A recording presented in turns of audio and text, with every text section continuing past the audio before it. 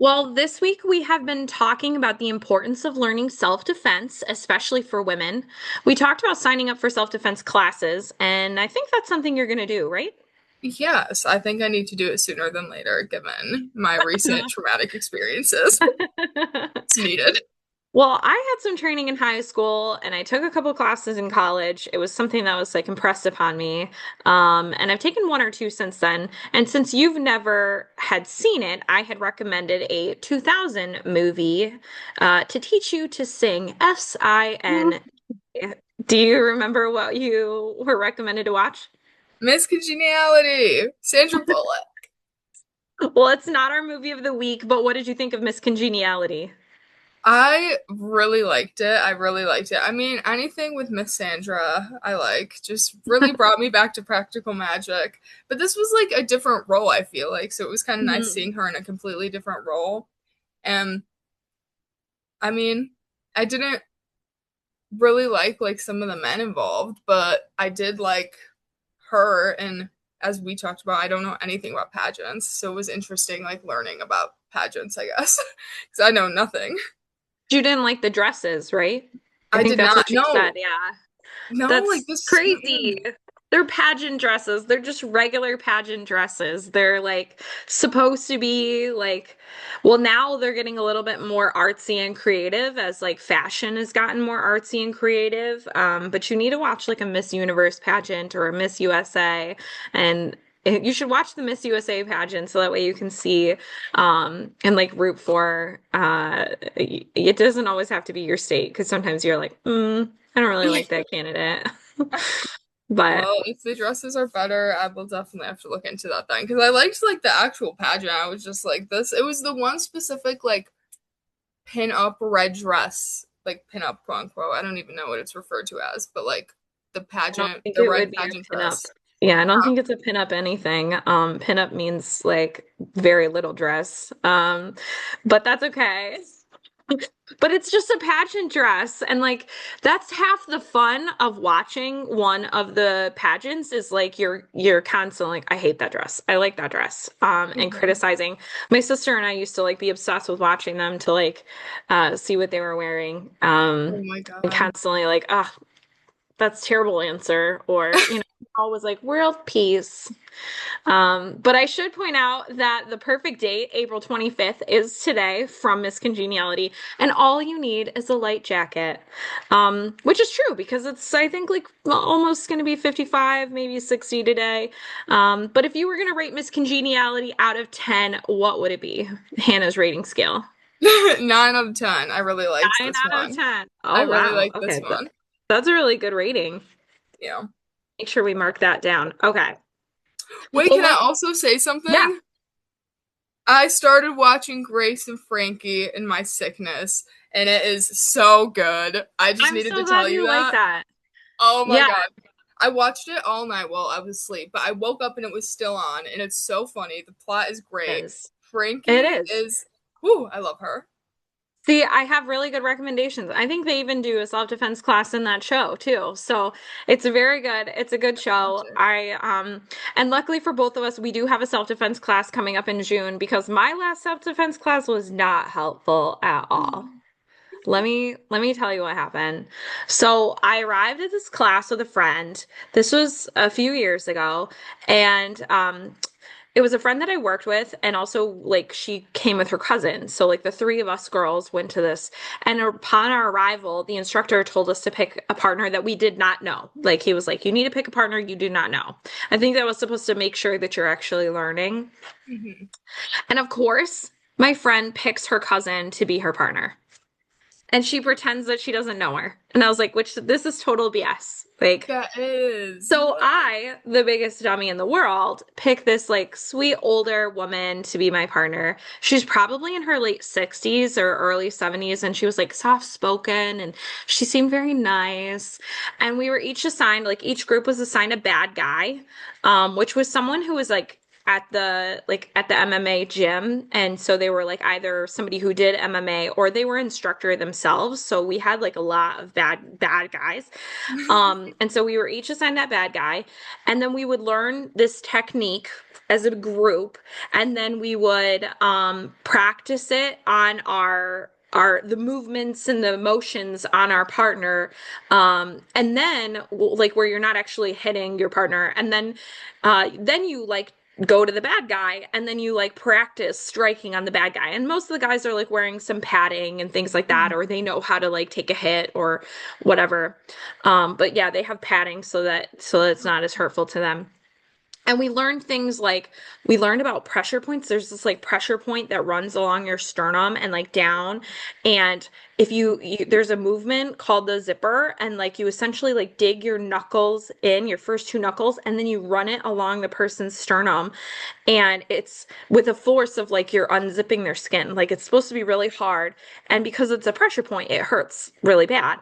Um, and then we also like learned strikes to break holds, like, striking to like break apart a hold on you, and then using things like rolled up magazines as a weapon.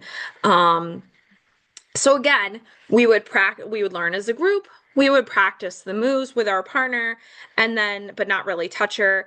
And after all, she was like 70, right? So I was like being like real gentle with her. And then when it was her turn, she would haul off and strike me full force.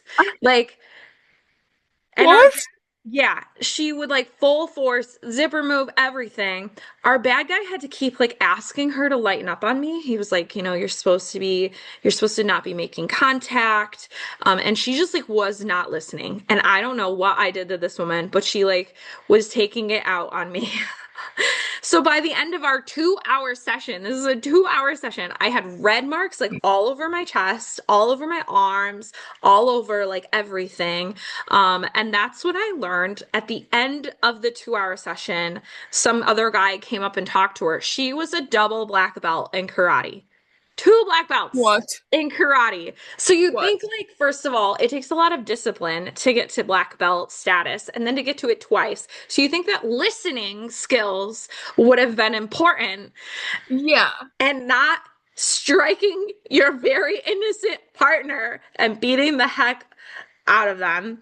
Anyway, that's so I had crazy. picked the wrong partner. I just like thought this unassuming woman looked safe. So anyway, I have to go to work the next day. And like, of course, I'm covered at this point in bruises. Like it's visible bruises on my body. From my chest, from the zipper, my arms, my legs, my hands. Like I had bruises everywhere. Oh my And God. of course, people are coming up to me and they're like, "What the heck happened to you?" And of course, like I said, my friend is my coworker at the time, and she was like, so before I could like deflect the question from the person, she was like, "Oh, she got beat up by an old lady." And I was like so humiliating. Oh my Um, and so God. like everyone like knew by the end of the day that I'd been beaten up by this like 7-year-old woman.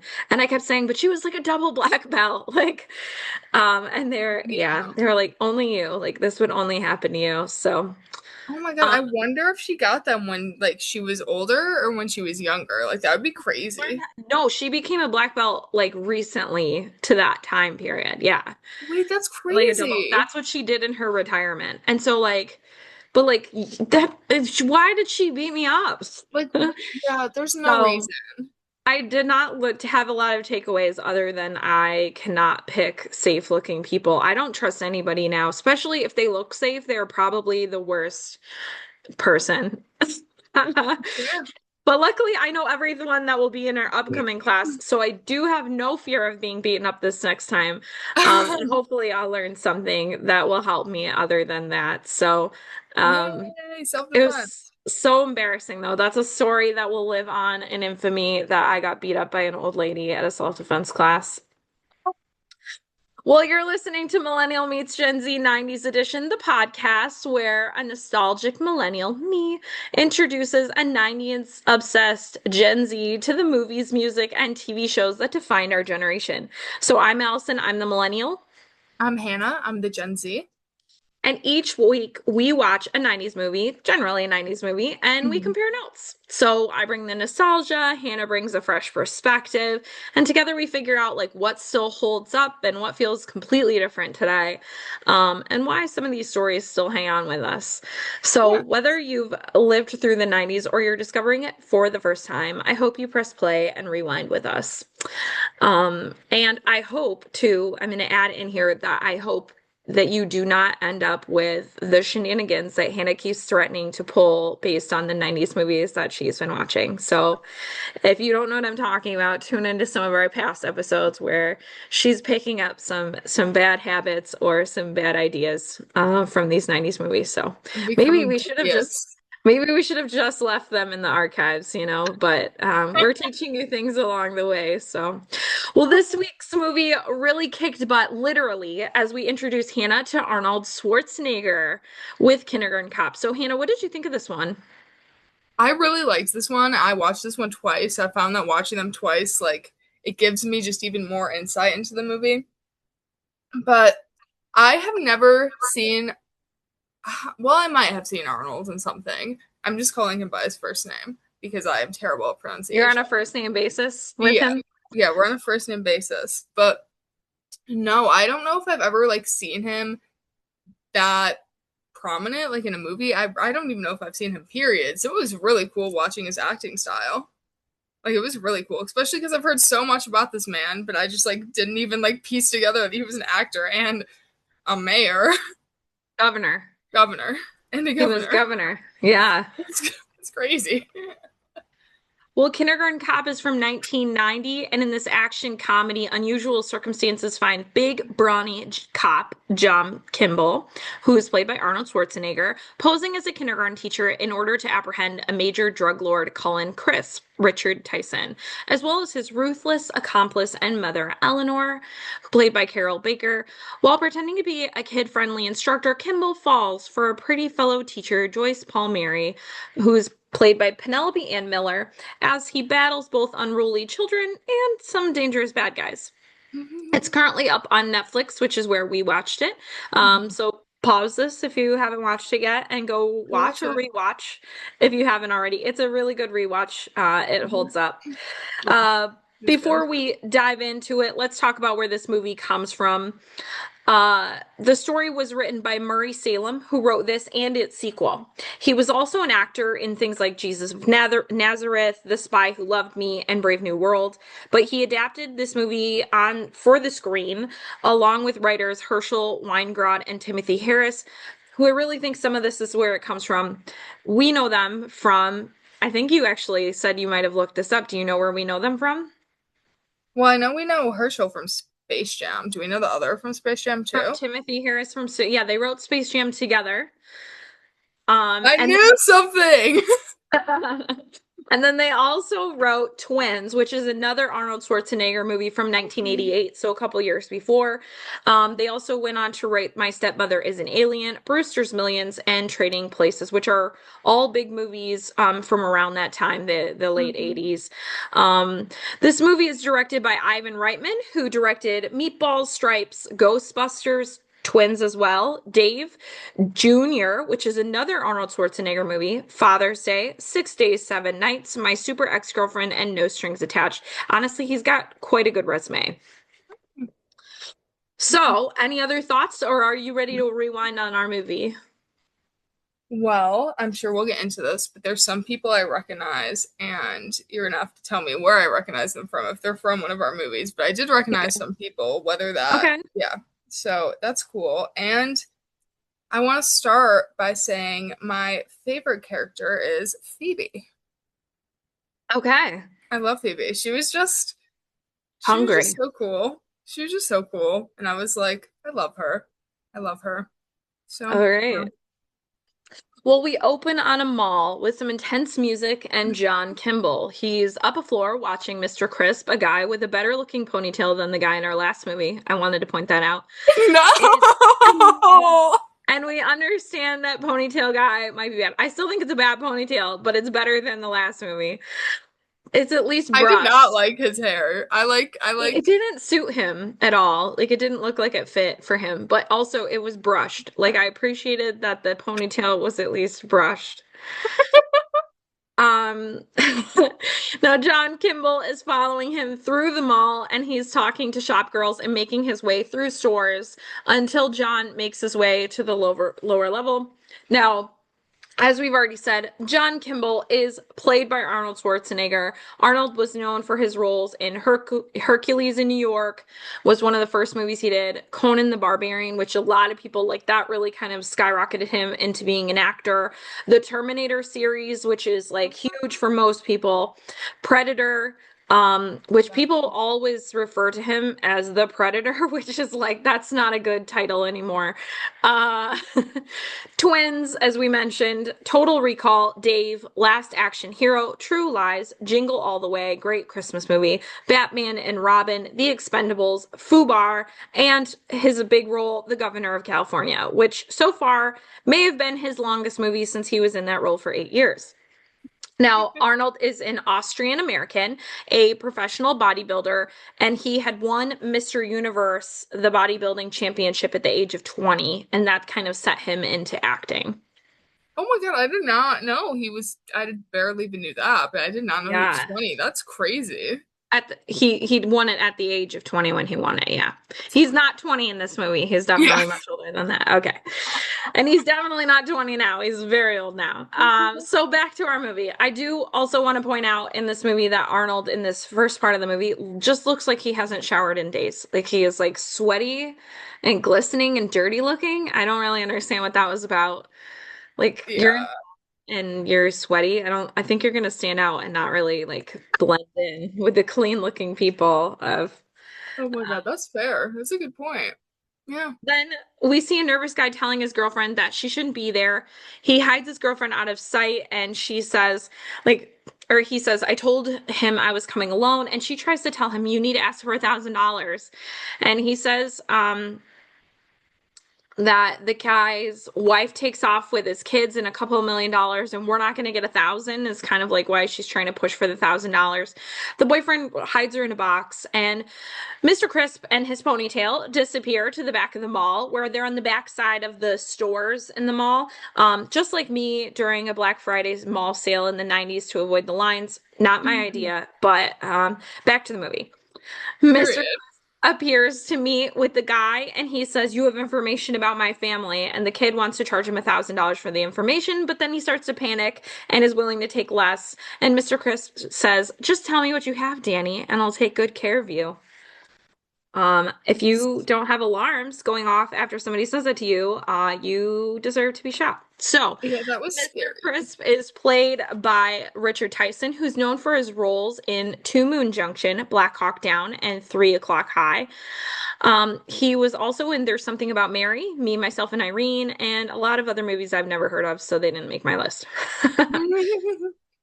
Now, Danny says he saw Crisp's ex out of state. The kid says she looked really healthy, and his kid looked really healthy, and it looks like a healthy place. They're at the Astoria Elementary in Astoria, Oregon. Mr. Chris makes sure Danny didn't tell anyone else, and then he kills him. He dumps the gun in a trash compactor. The girlfriend leaves the box to find her boyfriend dead. She yells out, and just then is when John Kimble runs up and sees that the kid is dead. The girlfriend says she didn't see anything, she didn't kill him, and doesn't know, and Kimble handcuffs her to the dead boyfriend. So she doesn't disappear while he chases after Chris. I mean, I get it, but also cruel. Yeah, Uh, like why would you do that? Right? And then we see Mrs. Crispy's mom, a horrible woman who's getting her hair done and doesn't like it. She's like very complainy. So I feel like she is obviously a bad guy just for being rude to her salon and her stylist. Um, Mr. Chris comes in and he says, I have great news, mother. He knows where they're hiding and he's going to handle it, is what he tells her. Now, his mother, Eleanor Crisp, is played by Carol Baker, who's known for her role in Baby Doll, Giant, and The Big Country. Now, John Kimble then comes in, gun drawn, to the salon and says, it's all right, I'm a police officer. and Chris be under arrest. And Chris wants to know when Kimball's just going to leave him alone. And then that's when two mall cops burst in and tell John Kimble to drop the gun. And Kimball's like, I'm a police officer. This is an arrest. This is my Arnold Schwarzenegger, by the way, so you're going to hear it through the rest. So, I'm so sorry. I hope that instead of complaining about my bad Schwarzenegger impression, that you just practice yours if you're listening along with us. So, okay. Love it. It's great. Everybody needs to work on an Arnold Schwarzenegger. Now, Chris says, This man is crazy. He wants to kill me. Are you going to just stand there? And just then another mall cop bursts in with his gun drawn, and Kimble shouts, I'm a cop, you idiot. So, right away, you know exactly who this guy is. He's loud, aggressive, and not exactly subtle. The cops are calling in to verify John's credentials, and Chris says, I'm just trying to get a manicure. I have a witness. And John tells him he has a witness too. It's murder one this time. Now you're mine. I love him. He's so funny. Back at the precinct, the girlfriend Cindy is raving to Detective Phoebe O'Hara that son of a bee handcuffed me to a dead man. The detective tries to get helpful information, like what the ex-wife looked like, what her name that she was using. She doesn't have any of that information. She just wants to get out of there. So Phoebe tries to get her to talk, and Cindy says no testimony because she understands that Kimball's on the other side of the two-way mirror. And she decides to leave. And John Kimble guarantees he's going to make the witness talk. So Cindy herself, the witness, was played by Alex Cremose, who was known for her role in Mimic, Bloodwork, and The Haunting. Kind of seemed like she did a lot of scary movies after this. So yeah. Maybe that was her thing. It's kind of that freaked out movie. Kimble heads to a nightclub and beats up the guys to get in. And he says, Oh, excuse me, I forgot to introduce myself. My name is John Kimble, and I love my car, as he cocks his gun. And the dude outside promised to keep an eye on it. Because he's kind of big and intimidating. Inside the club, everyone is leaving, where he is aggressively pushing his way around. He's denied entry to back rooms, but he pushes right through. When guns come out, he takes them out with a shotgun, and then he shoots the sound system, and he says, Party's over. Everyone go home. Next time, my place. And they ask, Who are you, man? And he says, I'm the party pooper. Which was my favorite line for the last week has been talking about I'm the party pooper. Okay. He spots Cindy and asks to sit down. She's pissed off at him. He says he has nothing else to do and nowhere else to go, so he is going to be around her a lot, essentially trying to intimidate her into testifying. So later we see her at the police station. She picks Mr. Crisp out of a lineup. He's remanded to custody until his trial, and Crisp's lawyer promises to take care of it. He whispers to his mother, and she knows what to do. His mother is definitely evil.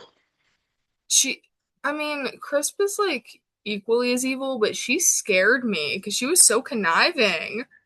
And he is the product of her, right? We learn that throughout the movie. So apples are far from the tree.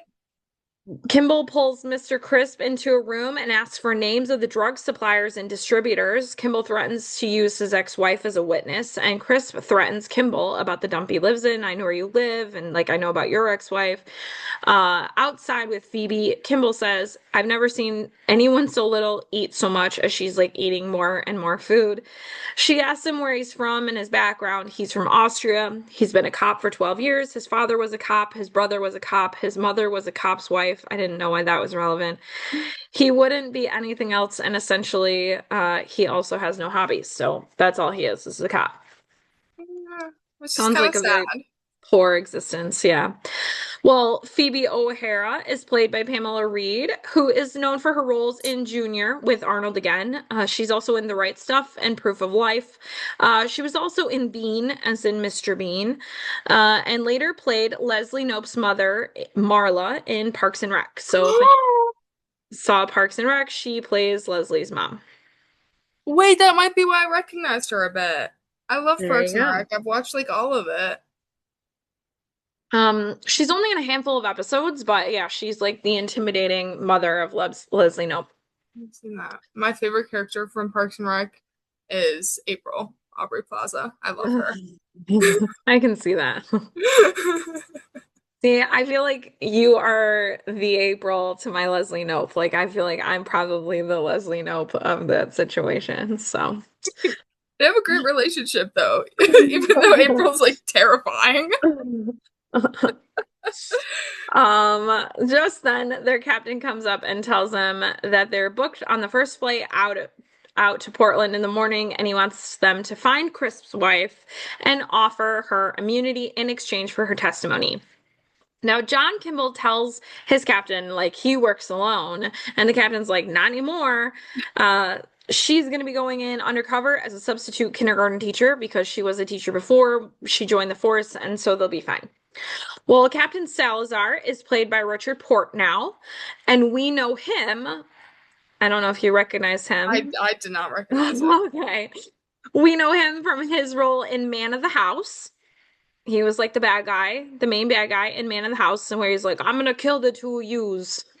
Oh, see, I'm really. They got bows and arrows. We got guns. Shoot them. That guy. Oh, He was also in Sister Act. So he was also the bad guy in Sister Act. so he just plays like bad guys? No, because right now he's playing a captain. So he's Well, playing a good yeah, guy. but like, He was also in Seinfeld as Ray, which is like one episode, but it was like such a classic character in Seinfeld that it's like well known. He was also in Hitchcock, The Sopranos, and Trumbo. He was in Good Morning Vietnam, Twins again with Arnold, Say Anything, Father of the Bride, Beethoven, Seven, Bogus, My Giant, Fear and Loathing in Las Vegas, and an episode of Boy Meets World. oh my God, he's in a ton of stuff. Jeez. Yep.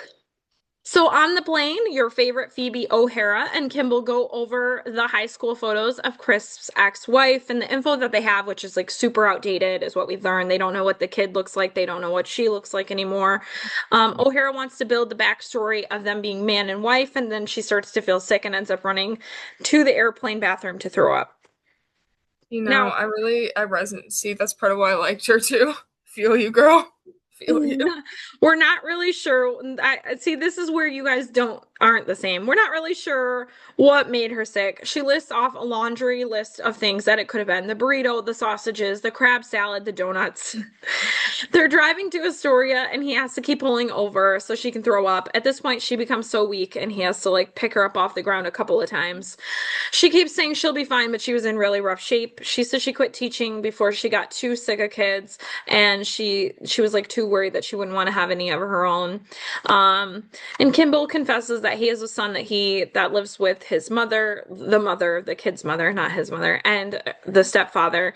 And just then his pet ferret, pops out of Kimble's bag, and he's like, he doesn't bite, don't worry.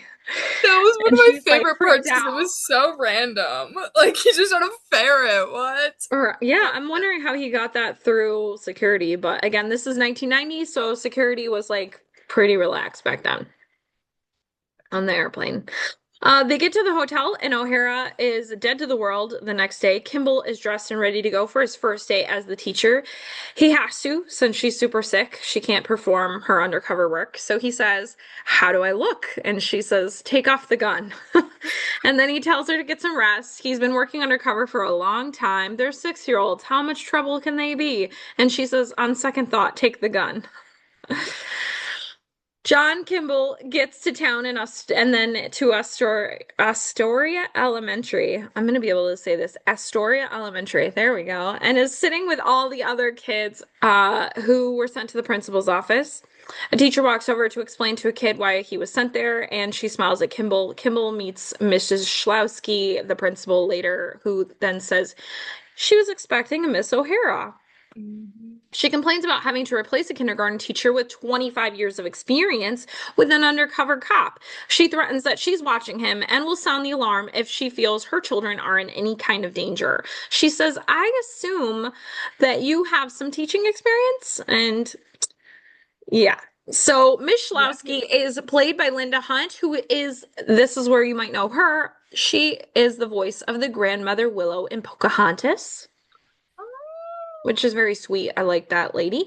It's really She pretty. was in Dune and she was also in the movie The Year of Living Dangerously. She was in Popeye, The Practice, and Yours, Mine, and Ours, the 2005 remake.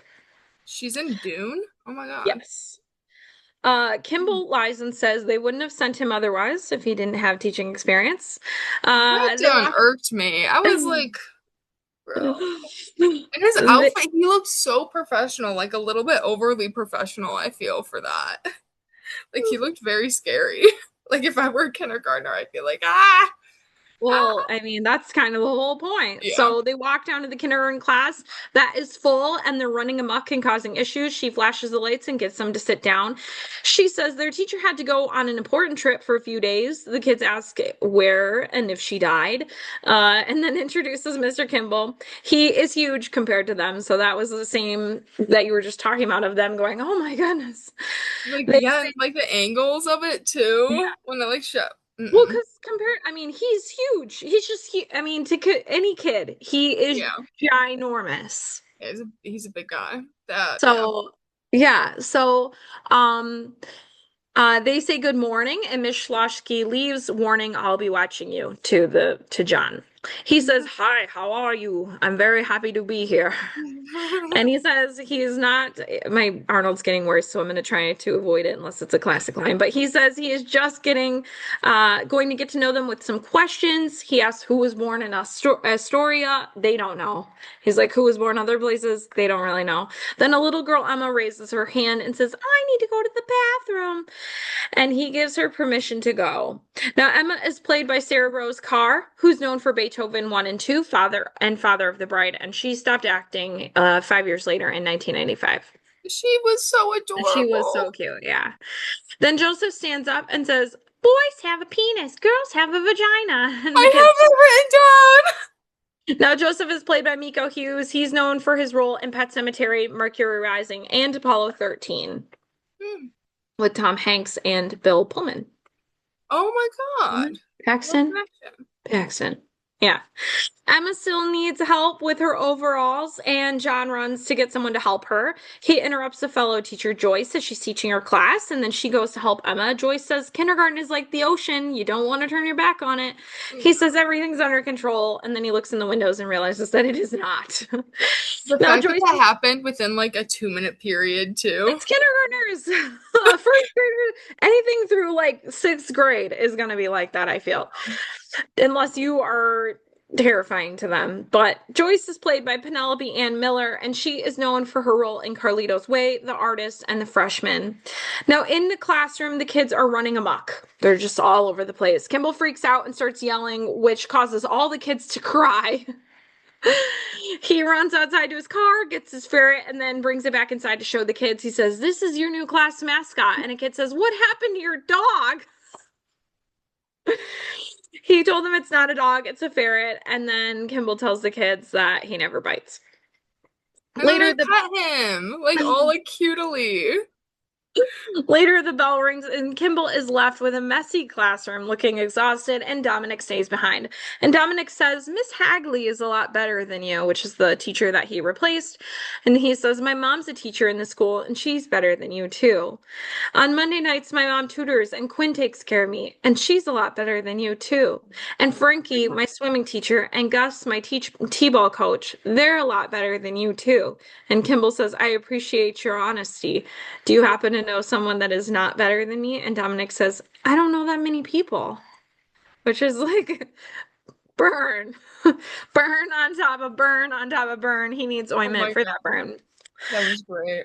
No, Dominic was actually played by twins Joseph and Christian Cousins, who were in Knots Landing and Intruders.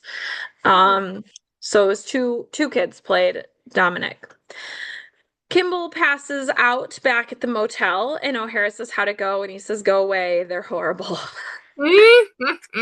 Uh, the next day, he walks into the school, and the moms think that he must be gay because he's a male kindergarten teacher. They complain it's not what they're used to, which is pretty standard in terms of just the 90's. Like a lot of times, teachers were women. I mean, um, just historically, women got to be secretaries, teachers, and like actresses or something. You know what I mean? Like they didn't have a Yeah. lot of options to go into for career paths.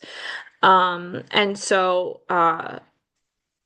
like it was just more common for women to be teachers That makes than sense. men. I feel like gender roles were more prevalent in that time too than them. Yeah, Well, in the 50s. unfortunately. Yeah.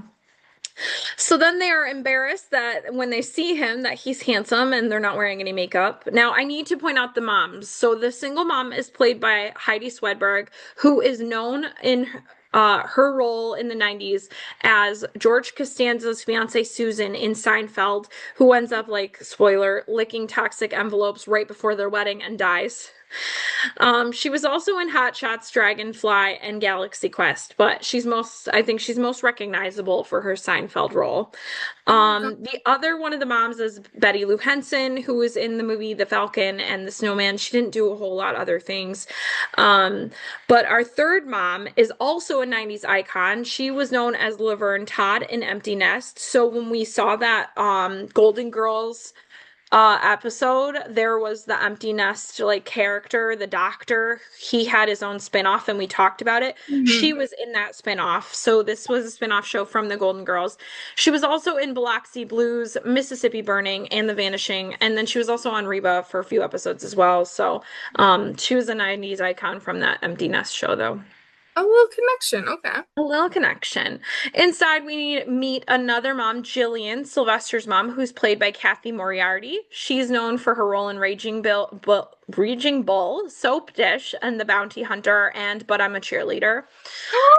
I love that movie. There's a lot of people that were in But I'm a Cheerleader. I might not have always mentioned that, but yeah, there's a lot of people That's in one of that my movie. favorite movies, and Girl Interrupted. I love like morbid movies. Okay. Well, then, all these heartfelt movies are right up your alley. No, they are changing my perspective on like the 90's and early 2000s because I've There the we only go. movies I've really watched are like really morbid lesbian dramas. Yes. Well, why not when you're Aubrey Plaza? That's fine. Okay, so John suspects that she might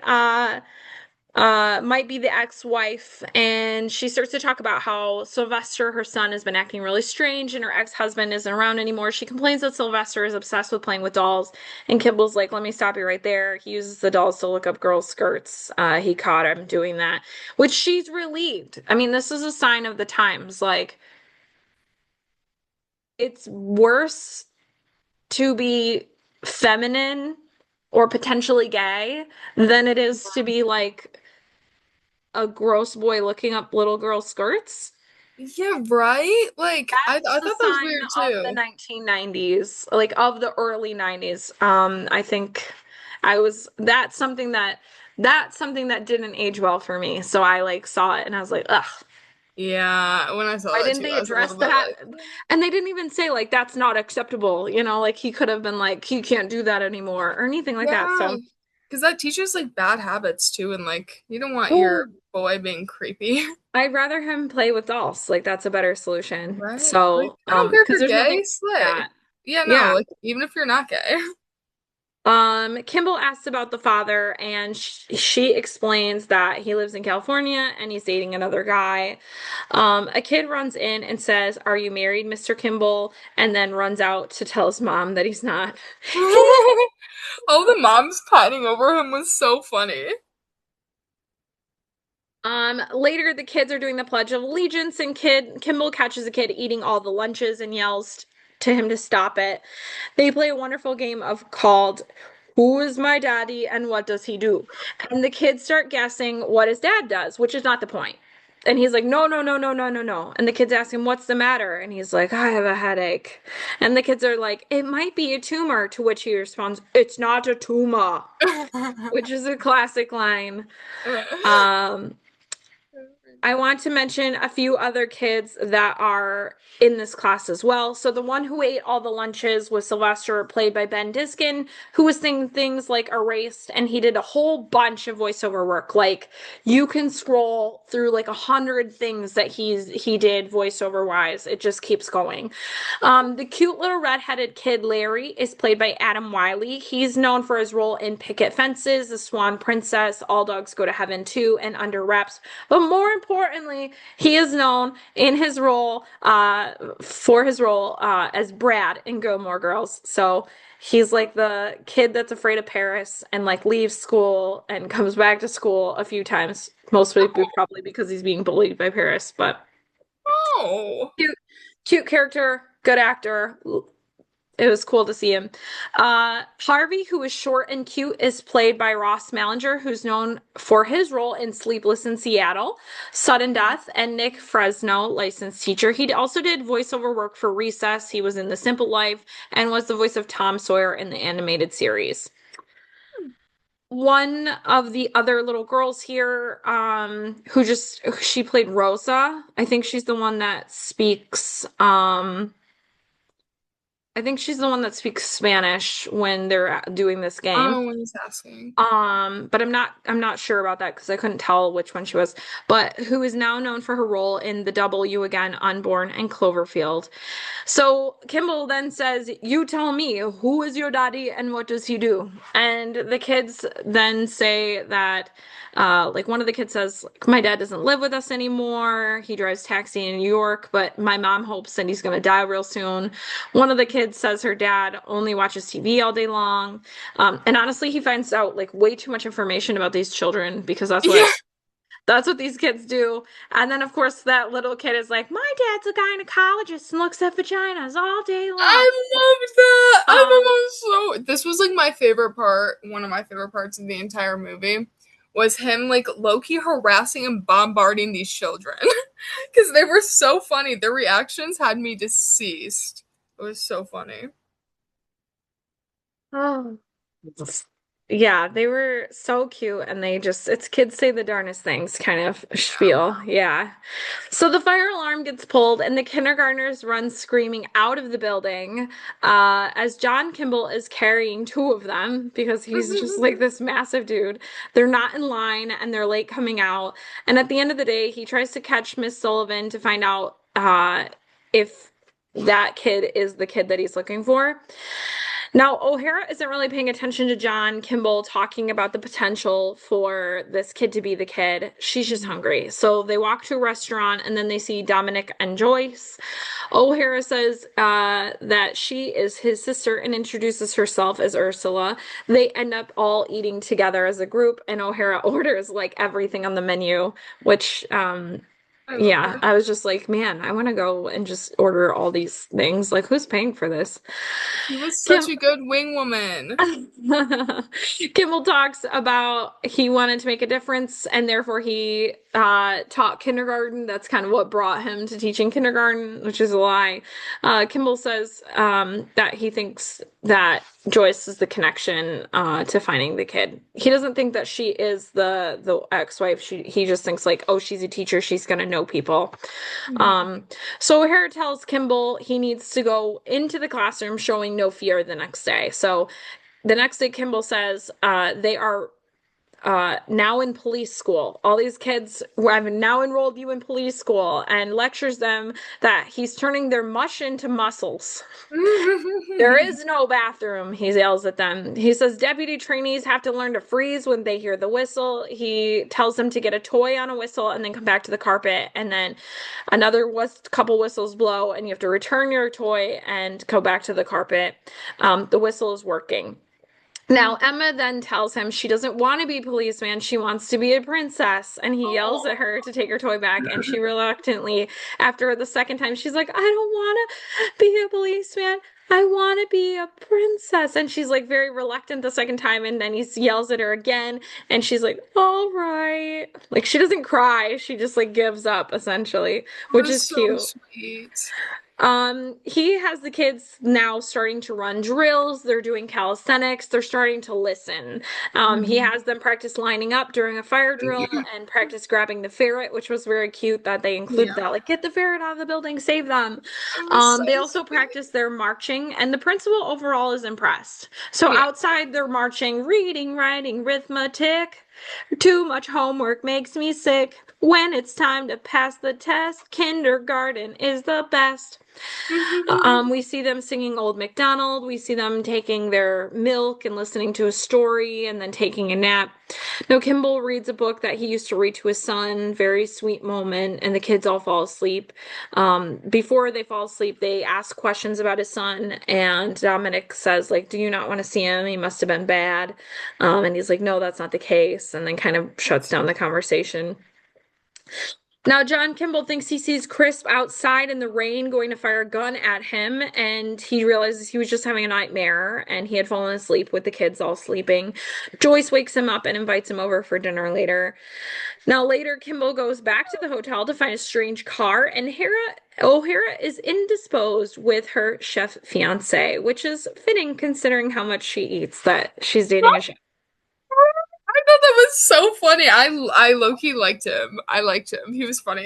He was He was like very sweet. Yeah. he was just like there. He was just a guy, and I liked him. Yeah. Well, the next day, Kimble catches Zach's mom, who's trying to deflect.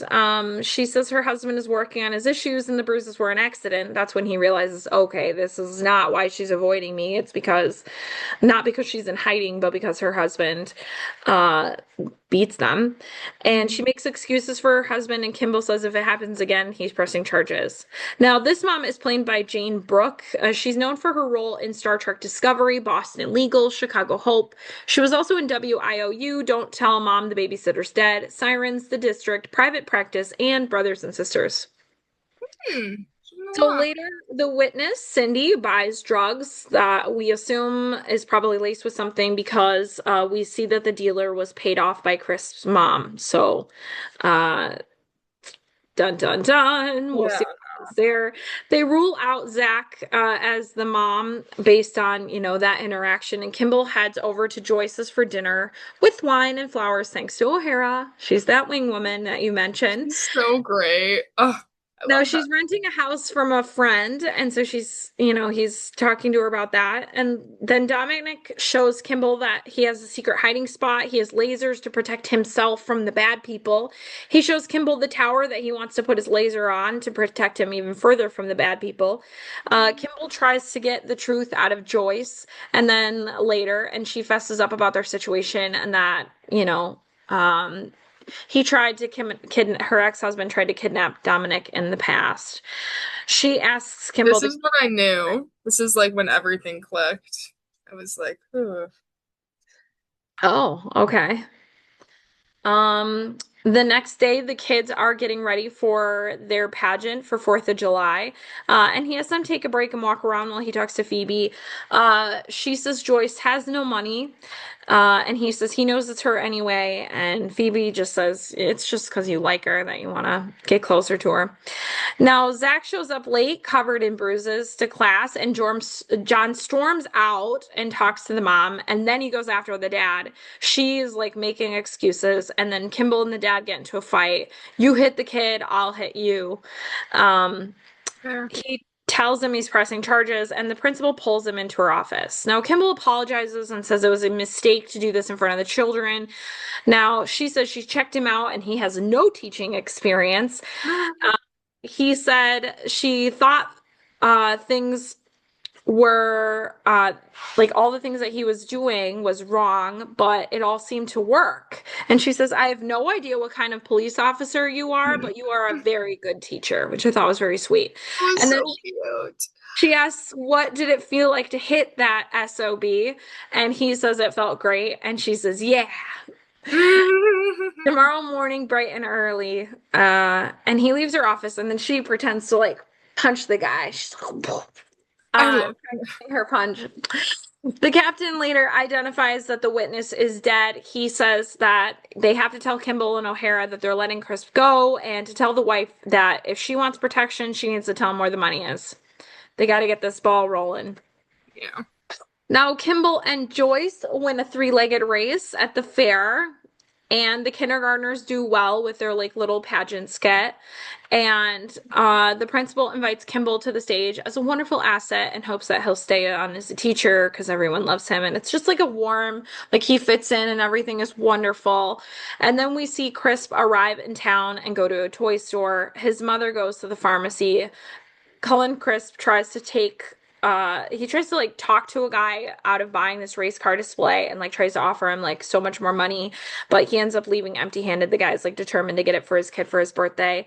And Mhm. we then later see Kimble telling Dominic like you're doing well on the ponies and like as he's riding around on the ponies at the fair and O'Hara says like to him, we need to press Joyce now. The witness is dead. So they come clean with Joyce that they know that she's Rachel and they say that they can offer her protection if she tells them where the money is. She said there is no money and gets Dominic and takes off without telling him. The bad people have found us again, is what she's telling Dominic. Kimble asks like why he's after her, and she's like he's after Dominic. He wants Dominic. Um, Now we Mhm. see Chris in town, like beating up the dad with the race car toy, and he then takes the gift and he meets his mommy Dearest at the pharmacy where she's buying a lot of things to drug the kid, which apparently is normal for her because that's what she did to him. So that just kind of tells you. She's terrible. That is an evil Hurt woman. people. Yeah. Yeah. Kimball goes to Joyce's house and Dominic is missing. He was going to get his lasers and then he disappeared. And so they go to the tower where Dominic almost falls off and Kimball goes up and gets him and carries him down. Back at the house, Joyce is Sweet. upset and she said that Crisp had lied about the money to get the creeps like to find her. So she like after all this, she feels like she can't trust Kimball. She needs to leave. He says he doesn't want to lose them. He says he'll make sure that they never have to run away again, and they make out, which is like Dude, I loved them though. They were fast. very sweet. The next day, they're keeping an eye out, and Phoebe O'Hara is introduced to the kindergarten class to teach them like police things and about strangers. And of course, she learns from the kid, boys have a penis, girls have a vagina, and she's like, "Oh, I see you've taught them the basics." So she's teaching them about strangers, and meanwhile, Crisp is in the principal's office pretending to look at the school for potential moving there. He looks at the kindergarten class, sees Dominic, and then sees Kimble, and so he like is kind of shocked. And he goes back to mommy waiting in the car. Later in the library, Crisp starts a fire to get the kids out of the building. The fire alarm goes off and the kids head outside. Dominic puts the ferret in his sweater and Kimble loses track of him in the chaos inside as they're getting out. Crisp takes Dominic and the kids start to notice and call him a stranger and point him out. And he takes off upstairs. Kimble runs up the stairs after him. Now, Crisp sneaks back down and tries to tell Dominic he's a fireman, but Dominic calls his bluff and he Yeah. admits okay, I'm not a fireman. You're so smart. It's because you're my kid and like I'm your dad. And Dominic tries to get away, but Chris grabs him.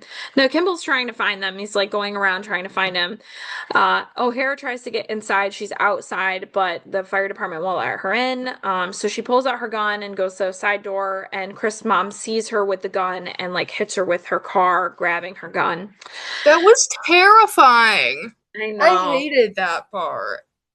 Oh my So God. Joyce, aka Rachel, runs in and asks Chris to let him go.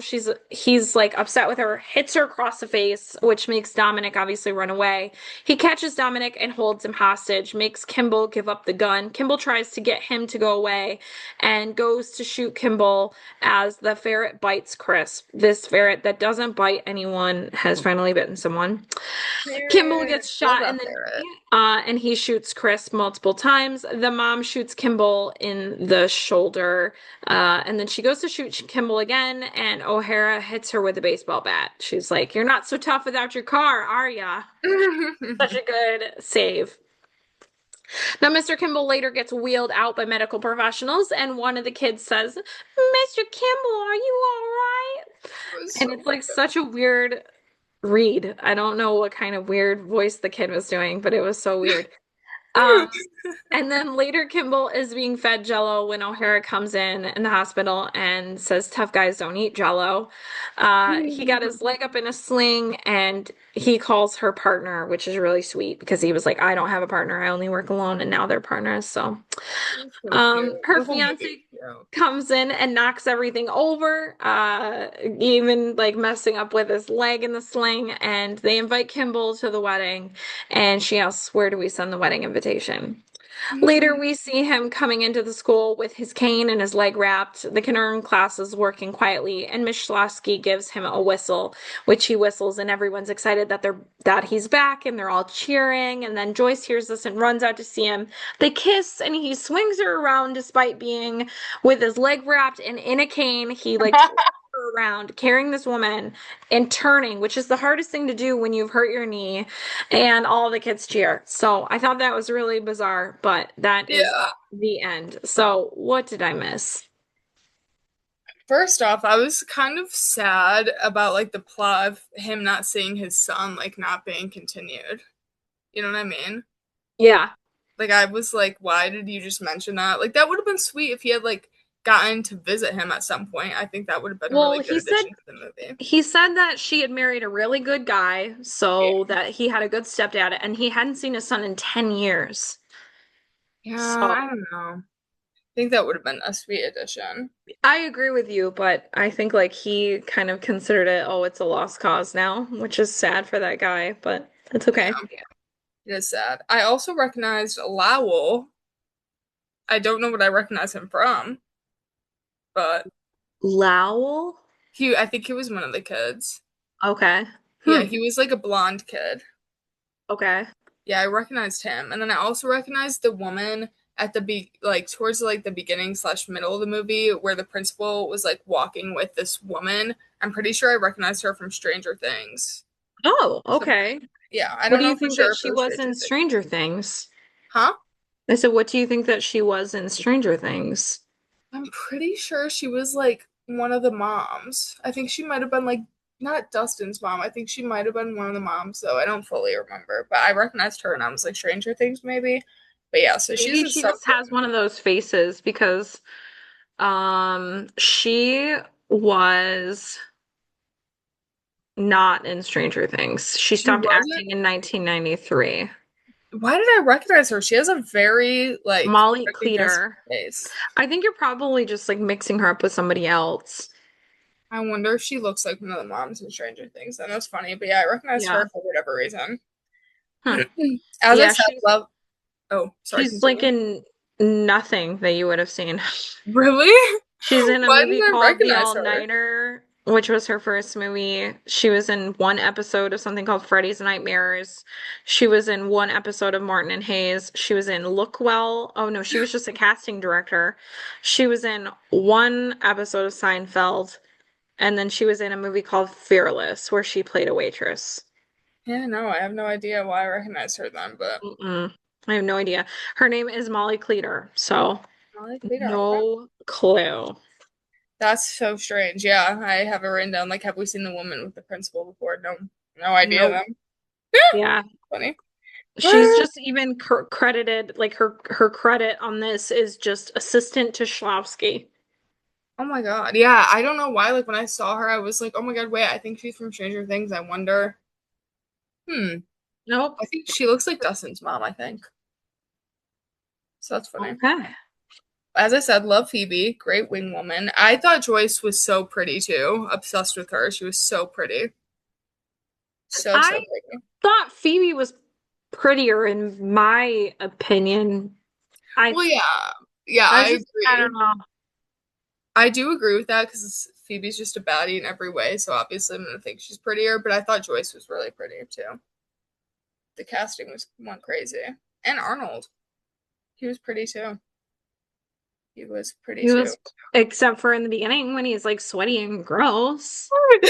When he's cleaned up, he's pretty. He is pretty. Oh my god, I have the So eight so tough with that the car aria written down. so Dustin's mom in Stranger Things, her name is Catherine Curtin. Don't they kind of look alike? No. I've got her picture pulled up and I'm like, I don't think so.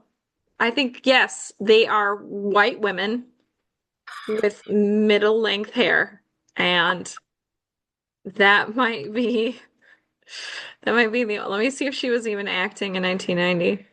She she was in nothing until 1990. She was in like something, two couple of things.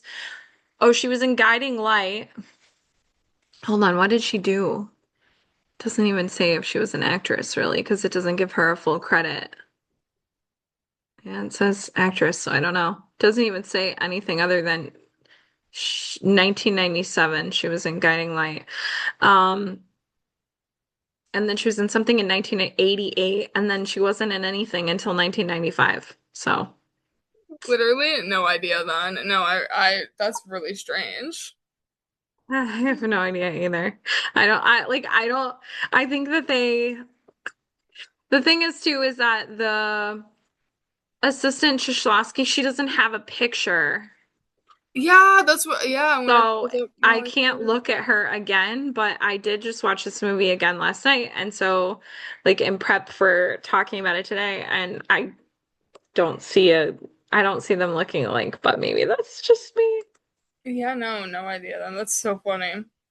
You're That like, is so funny. yes, they are both white, middle-aged women. Yep. That's how they look like. Oh my God. Loved Phoebe's fiance. I'm just going through my Yeah, notes. he was really He sweet. was, he was really sweet. Oh my God, when the kid said, "Uh-oh, they're gonna do it," I thought that was funny.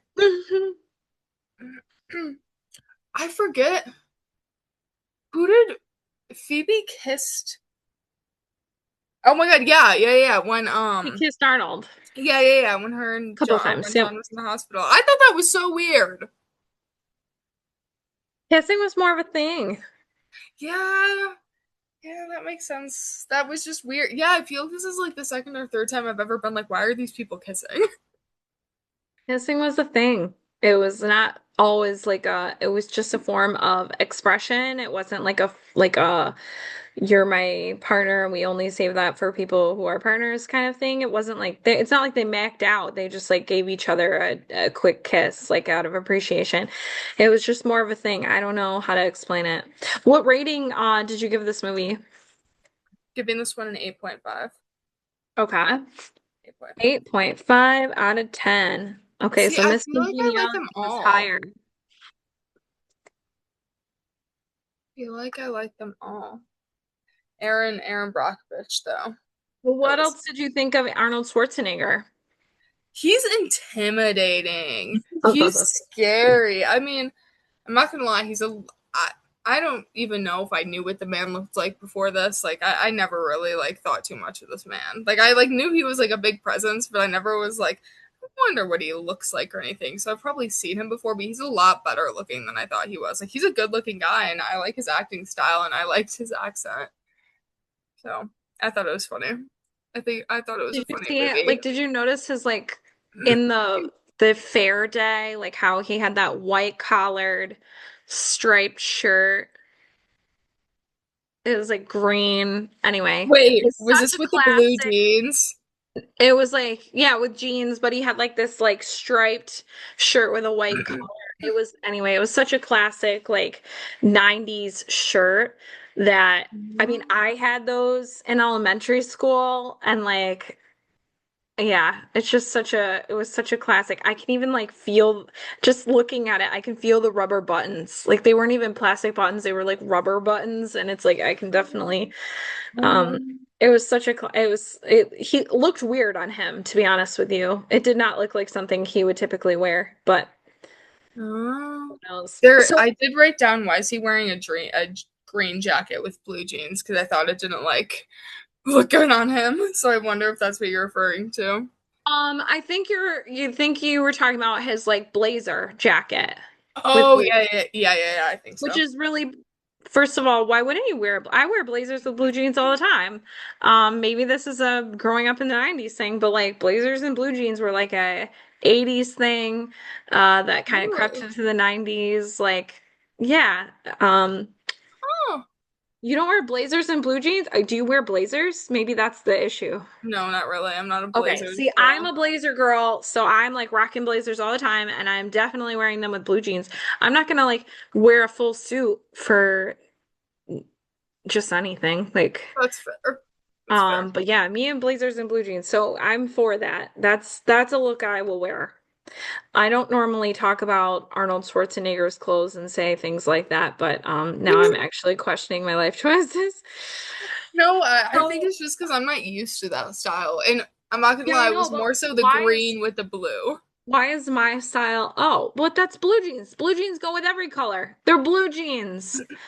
I'm really weird. Like, this is TMI. I'm not even TMI. I'm just really weird about like what I match with everything. Like, I typically just wear like black on black or like just leggings with like a crop top when I'm not working, Right, but like obviously.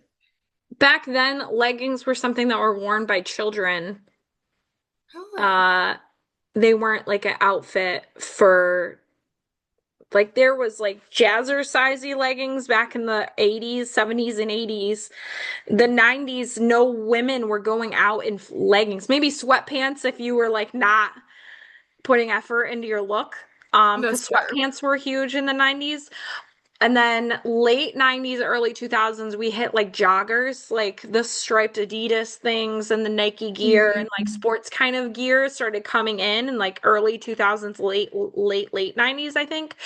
Um, but yeah, you wouldn't go out in leggings, like maybe tight pants or something, but they were usually like a linen or a cotton or something else. You would not be really wearing leggings. So it was like you were wearing jeans. There was a moment where we all were wearing khakis, thanks Gap. Um Gap and Old Navy were like pushing khakis Oh my like god. they had stock in khaki company or something. I So there was like a section of that. Like I think that was late 90s, definitely early 2000s. We were wearing khakis like crazy. But jeans were everywhere. You wore blue jeans like everywhere.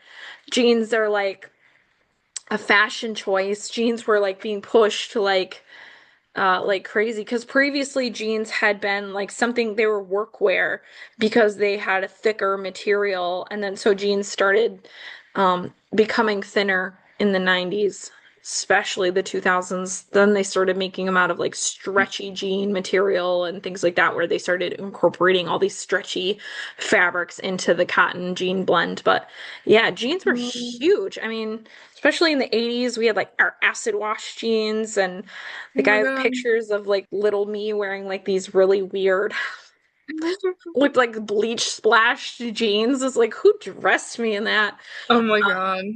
But in the That's 90s, like, yeah, you wore jeans. As a kid, you wore jeans. Those were your like like those are the clothes that you went in. Either that or you had like colorful pants, which I oh, hated.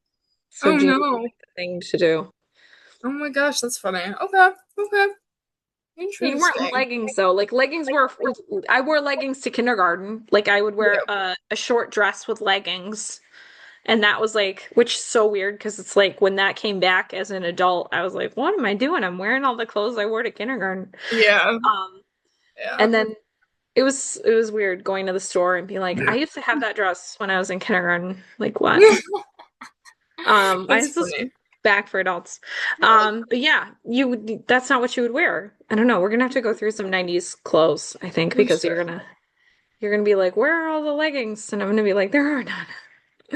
The player So leggings. with Arnold Schwarzenegger, have I did read off like some of the movies that he's been in. So now, do you think that you've seen him in maybe something else, or had none of those movies, like Terminator or True Lies, or No, I've definitely not seen any of okay, those. okay, all right. No, no. Well, like I said on our last pod, I have encountered Arnold in real life. I do not remember it. Apparently it was I was like just over a year old, and so it was like in the late 80s, and my mom and I were visiting her friend in Bexley, Ohio, and we were out for lunch with her, or something, and I guess like Arnold and Maria Shriver, his wife, were there with her parents sitting kitty corner to us. Like their table was like kitty corner, or sorry, in Ohio it's called catty corner. My mom was like very specific to tell me that like in Ohio it's catty corner. Oh. Um, if you're from Ohio. Like, sorry if I'm calling it kitty corner. Okay. So for some reason, they had me in like a high chair that they used to have these high chairs that clip to the table, so you don't have legs below you. It's just like you're like propped up, clipped to the table, Oh, and balancing on that. hmm. Um, which I think was more of a thing in the 80s. Although I don't know, I like Googled it trying to like get a picture of this. Um, but anyway, so I was like bouncing in it because it like could move. It was clipped to the table. And I had then bounced myself off the table with the high chair and onto the floor. Oh my And God. like Arnold rushes over and scoops me up. And notoriously at this age, I was apparently known for like crying whenever men picked me up more than anything. And so like I'm just like crying, like screaming a little bit.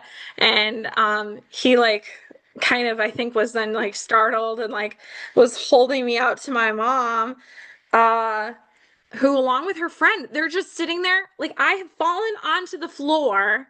Everybody is like, and like the waiter's like rushing over, and the manager runs out, and Arnold runs over, and my mom is just like sitting there with her mouth open. That Arnold Schwarzenegger is holding me. So her and her friend are just sitting there like mouth. That's crazy. It's ridiculous, hanging open as Arnold is like, Mom, your baby. I hope she is okay. And my mom says she like was still like starstruck, and then like the waiter came rushing over. They got me a regular booster seat or something so that I was no longer clipped to the table and that I could sit in instead. But yeah, she had to take me back from Arnold Schwarzenegger, and they didn't have camera phones or anything like that, so it's not like she could have gotten a picture or things like that. But Yeah. um honestly, from the story too, it was very unclear if I was like checked over for injuries as much as she was just like, I met Arnold Schwarzenegger, he picked you up off the floor. Like, That's um, crazy. I just think that I'm like, you didn't even mention, like, was I okay after my fall from the table? Like, what? So maybe that's what's Yeah. wrong with me is nobody actually checked me after Arnold Schwarzenegger rescued me off the floor. So, um, but yeah, he was apparently picked me up and handed me back, and I'm screaming this entire time, and she's just like, and he's like, "Yo, baby, like, is That's she? so I hope cool she's though. okay." Anyway, so that's my Arnold Schwarzenegger story. Like I said, I don't remember it. It was just a story that I grew up hearing about, as Arnold Oh my was God. in movies. That's so cool. You got picked up by Arnold. Got picked up by, I'm sure lots of kids were picked up by Arnold. You saw this movie. Yeah. He could have just probably picked me up with one hand and yo, Oh my baby. God. Anyway, well, our next watch, we are taking a break for the next week. Hannah's been sick. I've been busy. So we will be back on May 8th for Wild America, is what we are going to be watching between now and May 8th. This is a movie from 1997. It's on YouTube for free right now, or you can rent it on Amazon if you like. The synopsis is, well, first of all, have you heard of this movie? I've heard of it, like Hmm. in passing. You heard it, Like like you I've were heard the walking name by and before, somebody maybe said from it. you. Somebody said it on the street corner. And Maybe you're I've heard walking it from around you. Chicago and somebody was like, "Have you seen the movie Wild America?" Is it literally about like Wild America? What does that mean? What is Wild America then Like, in is your it like, mind? is it people getting wild in America? It's not Girls Gone Wild America, Hannah. Like, I don't know what you're saying. People getting wild. Okay, so let me read this to you, and it's nothing like what I think you're thinking. So the fearless young Stouffer brothers, Marty, played by Scott Barestow, Mark, played by Devon Sawa, and Marshall, played by Jonathan Taylor Thomas, GTT, can hardly JTT. imagine going into the family business hawking auto parts in a small town Arkansas when, with the begrudging approval of their no-nonsense father, the brothers set out on a dangerous cross-country camping trip intending to capture on film the encounters with wild animals and the last of the remnants of their natural world in a rapidly vanishing American West. So this 1997 film is inspired by a true story. It's based on the life of Marty Mark and Marshall Stouffer, three brothers from Arkansas who became famed wildlife filmmakers. So this is like their history of becoming filmmakers. The movie dramatizes their 1960s road trip across America to film these dangerous animals, showcasing their early adventures in filmmaking pursuits. So they became animal wildlife filmmakers, and this is kind of the story of how they did that. Wait, that's so cool. It's like another true story. Oh my God, I could tell I like that one. That's, yeah, I'm definitely gonna like Nothing this. like what you think that it was going to be. Wild in America. No, but I almost think that's better because I love Well, that's good animals. because your idea was terrible. That's why. People getting hurt in America. That sounds like a really boring movie, to be honest with you. So Coors Light and it's, barbecue. I mean, we already saw that, right? And Can't Hardly Can't hardly Wait. wait. That That's that that was was your version of Wild in America. that was such a good movie. That Yeah, was that such a was a good. good movie, but I don't think any other movie with that premise would be just as good. So, Yeah. anyway, this is different. This is them going out into the wildlife of the American West and becoming filmmakers um, as younger people. So, do you have any questions? What is your favorite animal involved in this movie?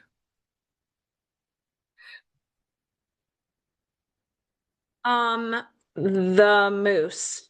There's a moose? Okay. Okay. Keep that in mind. I'll look out for the moose.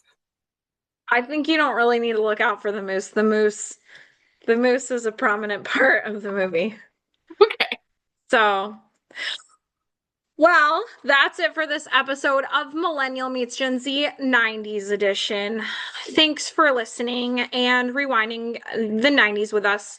If this episode sparked a memory of your favorite scene or even sparks a memory of your favorite upcoming scene, make sure made you see the classic in a new way or introduce you to something from the decade that you missed, we'd love to hear from you. So make sure you share it with us.